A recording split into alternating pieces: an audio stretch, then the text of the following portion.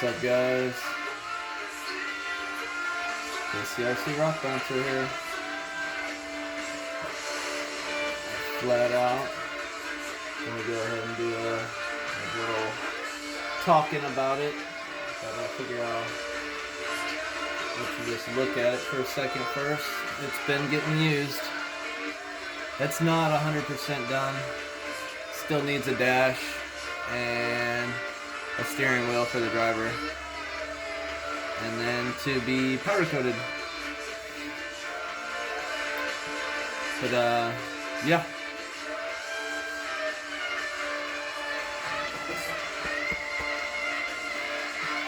Thanks, Jerry, for welding it up. Appreciate it.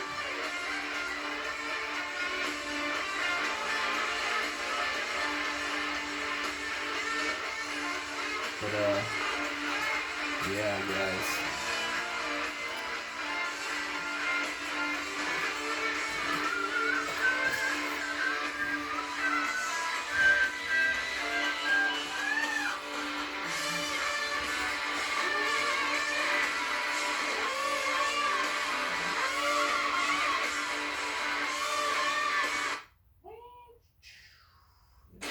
T-Mobile is upgrading its network at a record pace. Alright.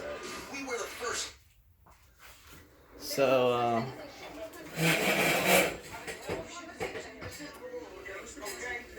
Proline 19 Super Swamper TSLs. They are in the sticky compound. I have them cut in the front, in the rear, or uncut, as you see. So my thought. Hold on, this is still a little loud. I hate these days. I hate these days. It doesn't even matter anyways. So, the thought for that is, with the 19 rigs, I don't remember as much with the 22 rigs. These little suckers, they like to put the power down sometimes, and when they do, they just freaking wheelie so quickly, And the last few times I've had these tires, actually the last few sets on my bouncers, like my performance tire is always the cut TSL. There's other tires that work pretty dang good, but these tires particular, in the sticky compound, which is the Predator compound, because there's a G8 compound for Proline, and then the Predator, which is the G8's orange and the Predator is blue. As far as the dots that mark the tire, they've yet to make the sticky compound in the 2.2, which that'd be awesome once they do, or if they make it in the 19 Bogger, the 2.2 size 19. But anyways, I run brass rings in the front to help keep the front end down. I don't really like the rotational mass, but you gotta kind of compromise here and there. I can run plastic wheels and with no weights and glue the tires to them, but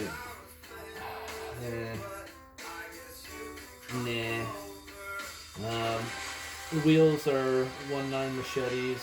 They're the eBay special. It's like $45 for all 4 round. I've got Vanquish 600 with hubs on here. Vanquish SCX 10.2 F9 in the front. Same one I've had for a long time.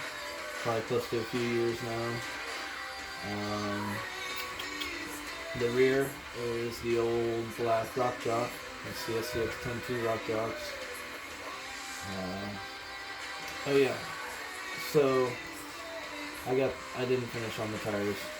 I didn't finish explaining my thought behind it. The cut on the front is for clawing, for digging, since I've got the weight up front, not only with some wheel weights, but as you can see, my battery pack is up front, and I designed it like that for a reason. But I was hoping that the fronts would help claw up. I don't run any overdrive, so it's same ratio front and rear. Always do that. It's just kind of what I'm used to. I left the rear uncut, so what tends to happen with our rigs, you'll be on a steep ass hill and your tires are down on the ground, you're traveling, but then all of a sudden you bump up in the air and you come back down on either one rear tire or both rear tires. Now, sometimes you can stick in the power and land on it and not worry about the wheeling. Sometimes that's not the case. So my thought is basically give a little more slip by not having the rear cut, and it'll mitigate, it'll minimize how often I'm gonna wheelie. Now it still wheelies even with these uncut, but it just doesn't do it quite as often. And not only because anytime you start wheeling, you get the front steering tires off the ground and you're just at the mercy of how much pressure you have on your tires, the direction of the rig, and so many different variables. Yeah. Okay, so Proline Power or Prospect Scalar shocks still love them. They're about as good as be right now. She's moving all around, and that's just kind of how I like it. I know a lot of people like their rigs stiff, but yeah, I want to be driving up something and see this happening while the chassis is staying somewhat stationary. Now, obviously, with certain obstacles, you'll meet the max of, say, your amount of compression in the shock. Now, if I'm driving along and I hit something this big, right, that tire's going to jump up and out of the way. Now, if I hit something that big, it's going to jump up and then transfer into the chassis. So, obviously, there's limitations, but I sure think that movement's a lot better than you having stiff shocks that are going like this and then the whole vehicle's rocking like this. I see that happen with a ton of 2.2 rigs, and they can get away with that because they're so wide. I'm not wide, so if this thing was stiff, it just would roll over very quickly. Yeah, man, I really want to.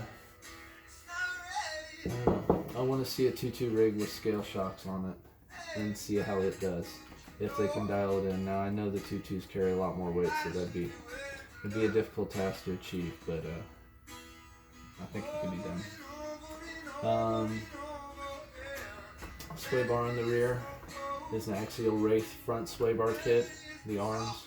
I make the torsion bar myself, and then obviously I made these extremely long extenders down to the axle.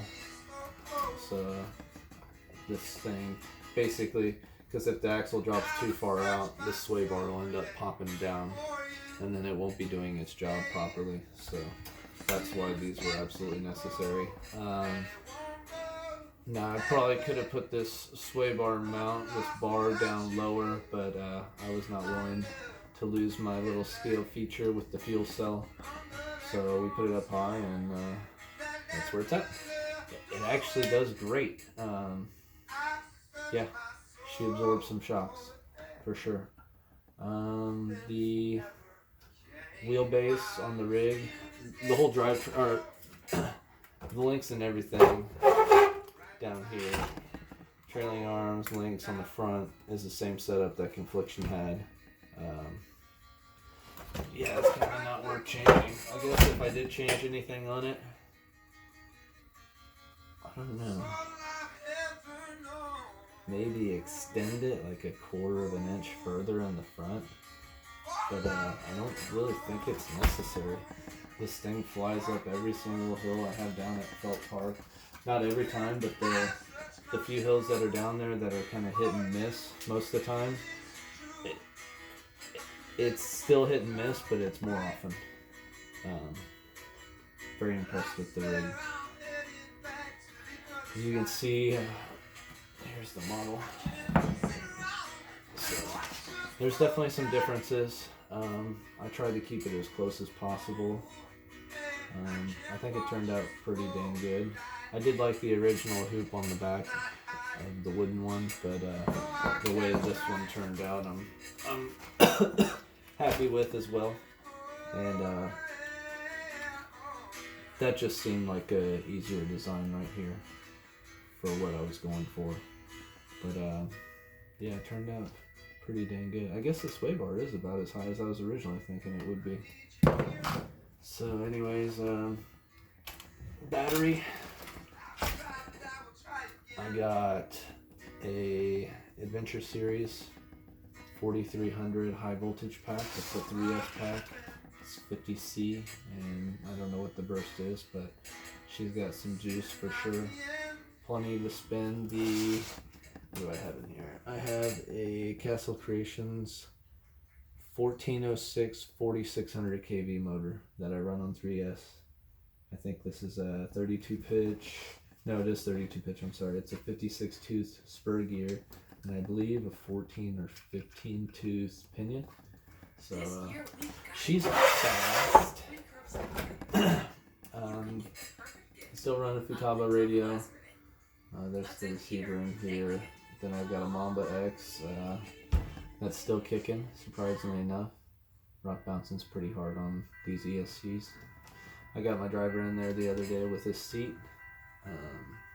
That was the original plan, so I definitely ran it for a little while without him, just to see how it did. And without him in there, the thing does freaking phenomenal. Like, I guess if I want to be serious at comps, I guess I could take him out, but I'll probably leave him in there just because, whatever. Still get a rate trans. What is it? Hot Racing transmission case. Running SX 10.2 Incision, Vanquish Incision drive shafts.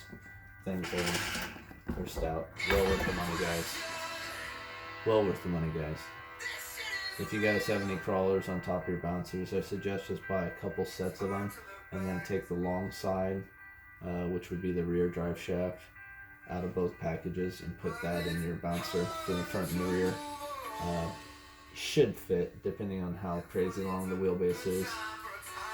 And what was I gonna say? Yeah, you just use the fronts for your crawlers, but they're stout. Anything else I gotta say? Battery makes a huge. It adds a lot to the front for sure. That works without it. You got those 2 metal tabs in there for the battery to sit on, and that sits on this front bar as well down here, and then the flat face sits against here. So I just put a piece of aluminum underneath it, so the weight's dispersed instead of being just on this on the battery pack. Don't want to end up having a fire. But yeah, anyways, guys, I think that's it. Oh, I did not mention. Still running the Dinky RC skid. It's the bomber skid. The thing's fucking stout, guys. Oh shoot, shkebabs. Look at this. So I was actually out rock bouncing on my original hills down at Felt Park. Ooh, I knew I heard something go bang. Look at that bend. Hopefully I can straighten that out without destroying it. Yeah, I'm gonna have some videos of this thing on that hip here pretty dang soon. But yeah, the Dinky skid's holding up. This one has the metal pins in it. You can actually see the holes. And then there's 2 pins that are epoxied in there for the rear to support it. Never had any issues with the front, so they don't have pins. I don't think they'll quite need them, but yeah, it was pretty cold out the other day. Now, I don't recommend going out and bouncing with one of these skids when it's 15 degrees out, because you will probably break it. It's just too cold for the material. It's going to be too cold for most printed materials. So I actually just got another Shapeways printed part the other day, and it literally lasted 2 runs, and I snapped it and it's gone. Which is silly because the last one I had lasted a year. This one lasted 2 runs, and it's gone. I don't get it. Maybe I'm just rough on stuff. This servo mount doesn't break, but yeah. This thing's freaking sweet, guys. I will give myself a pat on the back. It has my approval. I really like it. It's fun to drive. It's wild. The whole flat out name definitely suits it for sure. it acts silly, man. And what's cool too is when it's rolling over, a lot of times it gets stuck like that. Turn them to the sky, guys. Anytime, whatever side you're on. You're on this side, turn them to the sky. Not to the ground, to the sky, reverse. And that tire is going to pull itself under and bam. Almost every time. I'm done telling people that. Remember it. It's so easy. Point to the sky, not to the ground. Turn to the sky, reverse. And we'll flip you right over. Alright guys, yeah. Woo! I'm gonna definitely play with this quite a bit. One thing I noticed that she already does do is that sway bar is definitely working. The way Jerry did this, it's 1/8 inch rod, and then he drilled a hole all the way through it and bored it out real good, connected the holes, and then the torsion bar actually was supported the whole way through. But I've actually snapped one of my homemade deals already. Yeah, here it is right here. See, one end is ground down for it to bite on, the other one snapped right off. Got stuck in there. I mean, it came right out once I loosened the bolt, but yeah, these sway bars do a lot. This thing has crazy amounts of flex without the sway bar, and I've actually driven it without the sway bar on the hills, and it does pretty freaking dang good. It's just a lot more wild. It's all over the place. But yeah, I would say that this chassis actually outperforms Confliction and Hedgehog. Hedgehog is hella fast, and I mean they definitely race it, and I'd say they stay together. But the little bit of extra weight that this chassis has helps put it to the ground. So if I have these same tires, axles, motor, same electronics and everything, this one weighs a little bit more still, and it translates into this one to the ground. But that's not to say Hedgehog isn't crazy capable. It's just, yeah. This is the first chassis that I built. Dinky helped me build this one. I modeled it first. Here's the model for Hedgehog. So I modeled Hedgehog first, and then went over to Dinky's house, and me and him actually cut and bent. He bent everything, but I cut all the pieces out and cleaned the edges up. He tack welded it, finish welded it all up. I cleaned it up and went from there. But that was definitely a team build, and we did fucking awesome. I love how Hedgehog turned out. This thing's awesome. And then this one, flat out, I built the model, and then I cut all the tubing and glued it all together myself, and went over to Jerry's house, and he welded it up for me. And all the parts were made by me. I made the tabs over at his house. I made this tab and this one. I made the rear shock tabs. The only thing that Jerry made for this rig was the sway bar mount.